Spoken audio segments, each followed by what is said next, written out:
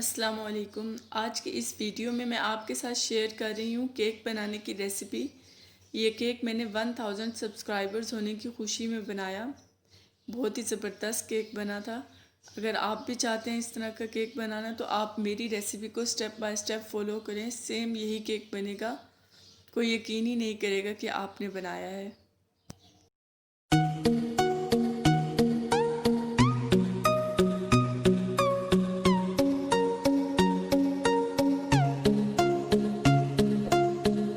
یہاں پہ میں نے چینی کا پاؤڈر بنا لیا ہے، یہ 1 کپ ہے۔ آپ نے چینی، میدا اور گھی یہ تینوں چیزیں برابر لینی ہے۔ یہاں پر چینی بھی 1 کپ لی ہے اور یہ میدا میں آپ کو دکھا رہی ہوں، یہ بھی 1 کپ ہے۔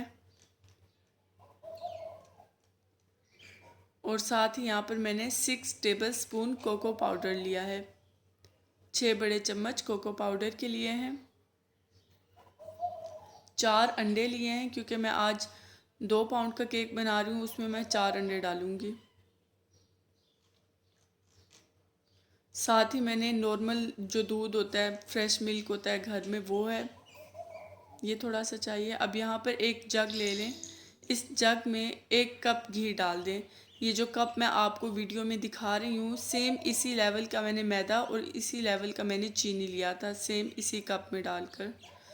تو اب گھی کے اندر آپ نے سب سے پہلے چینی کا جو پاؤڈر بنایا تھا وہ ڈال کر اس کو آپ نے بلینڈ کرنا ہے۔ تو گھی کے اندر میں ابھی بس چینی ڈال رہی ہوں، چینی کا پاؤڈر۔ اب اس کو ہم تقریباً 1 منٹ کے لیے بہت اچھی طرح سے بلینڈ کریں گے۔ جتنا اچھا آپ بلینڈ کریں گے اتنا ہی زبردست آپ کا کیک بن کر تیار ہوگا۔ تو پورا 1 منٹ اس کو بلینڈ کر لیں گے۔ 1 منٹ پورا بلینڈ کرنے کے بعد آپ دیکھ سکتے ہیں کتنا زبردست یہ بلینڈ ہوا ہے۔ اب اس کے اندر ہم لوگوں نے ایک انڈا کر کے ڈالنا ہے، چاروں اکٹھے نہیں ڈالنے۔ یہ آپ ٹپ نوٹ کرتے جائیں۔ 1 انڈا ڈالا ہے، اس کے بعد میں 4 ٹیبل سپون اس میں دودھ ڈال رہی ہوں انڈے کے ساتھ۔ آپ نے سیم یہی فالو کرنے ہیں سٹیپس، پھر ہی آپ کا کیک اچھا بنے گا۔ انڈا ڈالنے کے ساتھ 4 ٹیبل سپون دودھ ڈال کر اس کو 1 منٹ کے لیے اس کو بھی بلینڈ کر لیں گے۔ اب اسی طرح سے میں نے چاروں انڈوں کو بلینڈ کیا تھا۔ 1 انڈا اور 4 ٹیبل سپون دودھ ڈال کر چاروں انڈوں کو ایک بار بلینڈ کر لیں گے۔ پورا 1 منٹ بلینڈ کرنا ہے۔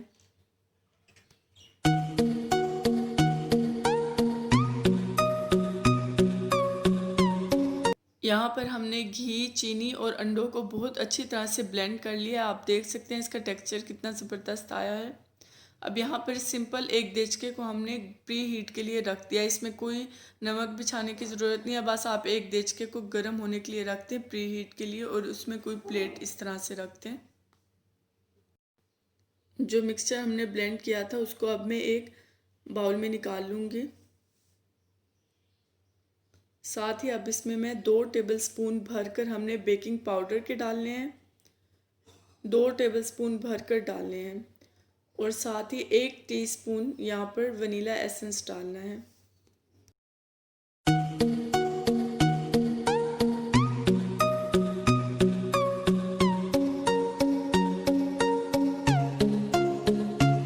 اب اس کو بھی بہت اچھی طرح سے بلینڈ کر لیں گے۔ ساری محنت آپ کی اب بلینڈ کرنے پر لگے گی۔ اس کو اچھی طرح سے بلینڈ کرنے کے بعد اب یہاں پر میں ڈالوں گی کوکو پاؤڈر۔ یہاں پر 6 ٹیبل سپون ہم نے لیا تھا، اس لیے پہلے ہم 3 ٹیبل سپون ڈال کر اس کو کریں گے، پھر باقی کے 3 ٹیبل سپون اس کو اچھی طرح سے ڈال کر چھان لیں گے۔ یہ میں نے سارا بیکنگ، اس کے اندر کوکو پاؤڈر سارا میں نے ڈال دیا ہے۔ اب اس کو بھی بہت اچھی طرح سے بلینڈ کرنا ہے، کوئی بھی اس میں لمپ نہ رہے۔ آپ کی ساری محنت بس اس کو بلینڈ کرنے پر ہی لگے گی۔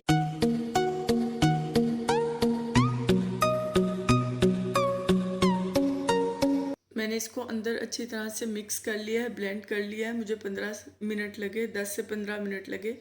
اب اس کے اندر جو ہم نے 1 کپ میدا لیا تھا، جو میں نے آپ کو شروع میں دکھایا تھا 1 کپ میدا، اب وہ اس میں ہم تھوڑا تھوڑا کر کے ڈالیں گے اور مکس کر لیں گے۔ سارا ایک ساتھ نہیں ڈالنا، وہ صحیح نہیں رہے گا۔ آپ 3 ٹیبل سپون کر کے، میں نے تو 3 ٹیبل سپون کر کے ڈالا ہے، آپ کو جو ایزی لگے آپ ویسے کر لیں۔ بس آپ نے اب اس کو بہت اچھی طرح سے بلینڈ کرنا ہے۔ تھوڑا تھوڑا میدا ڈال کر میں نے اس کو بلینڈ کیا تو مجھے تقریباً 15 منٹ لگ چکے. تو اب یہ ہمارا بہت زبردست سا بیٹر تیار ہو چکا ہے.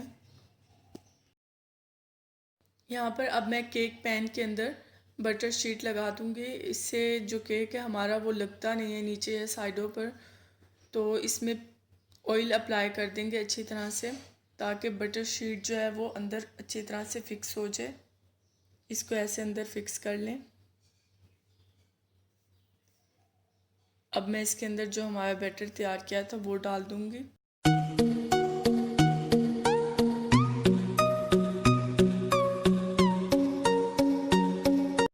ایک پین میں سارا بیٹر ڈال دیا. اب میں اس کو بہت اچھی طرح سے ٹیپ کر لوں گی تاکہ اس میں جو ایئر ببلز ہیں وہ نکل جائیں. اس کو اچھی طرح سے ٹیپ کر لیں. دیچکے کو میں نے پری ہیٹ کے لیے رکھا تھا.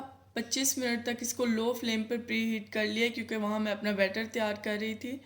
تو دیچکا بہت زیادہ گرم ہو چکا ہے، اسی لیے بالکل لو فلیم کے اوپر آپ نے اس کو رکھ دینا ہے بند کر کے. میں نے اس کو 1 گھنٹہ اور 15 منٹ کے لیے اس کو میں نے بیک کیا، کوک کیا. تو آپ نے بھی اتنا ہی ٹائم لگانا ہے. اگر آپ اس کو جلدی کھول دیں گے تو یہ اندر سے کچا ہوگا. اس کو اگر آپ چاہتے ہیں کہ یہ تھوڑا سا ہارڈ اور اچھا بنے تو آپ نے اس کو 1 گھنٹہ 15 منٹ کے لیے بیک ہونے دینا ہے لو فلیم کے اوپر.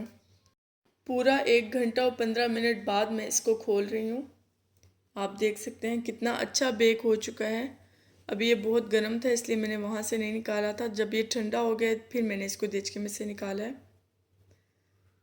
تو اب آپ دیکھ سکتے ہیں کتنا زبردست کیک بن کر تیار ہوا ہے. کتنی ایزیلی یہ اپنے پین سے نکل گیا ہے کیونکہ اس کو اچھی طرح سے بیک کیا تھا. اگر یہ تھوڑا سا بھی کچا ہوتا تو ساتھ چپکتا. یہ سافٹ بھی بنا ہے، آپ دیکھ سکتے ہیں.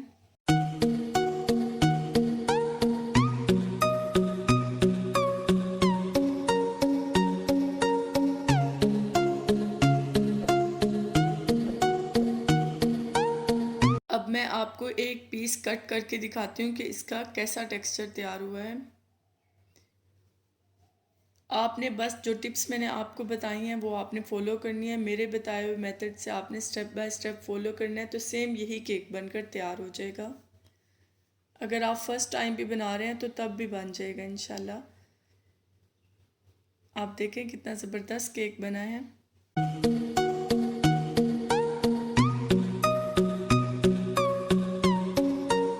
میں یہاں پر اس کو سمپل ڈیکوریٹ کر رہی ہوں. اس کے لیے میں نے پستے، بادام اور ڈیسیکیٹڈ کوکونٹ لیا ہے.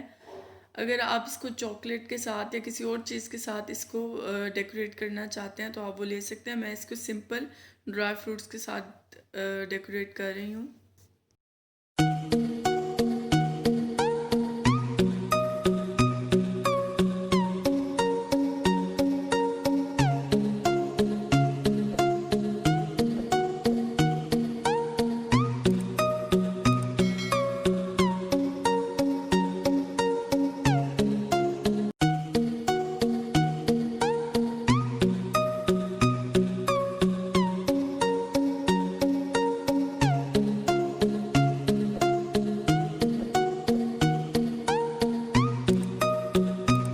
بہت ایزی اور بہت ہی زبردست ریسیپی میں نے آپ کے ساتھ شیئر کی ہے کیک کی. آپ کو بیکری سے لینا ہی نہیں پڑے گا جب آپ اپنا کیک اس طرح بنانا شروع کر دیں گے. مجھے امید ہے انشاءاللہ آپ کو یہ ریسیپی ضرور پسند آئے گی. کمنٹ سیکشن میں ضرور بتائیں کہ آپ کو یہ ریسیپی کیسی لگی. اپنا خیال رکھیں، ہمارے چینل کا بھی خیال رکھیں. اللہ حافظ.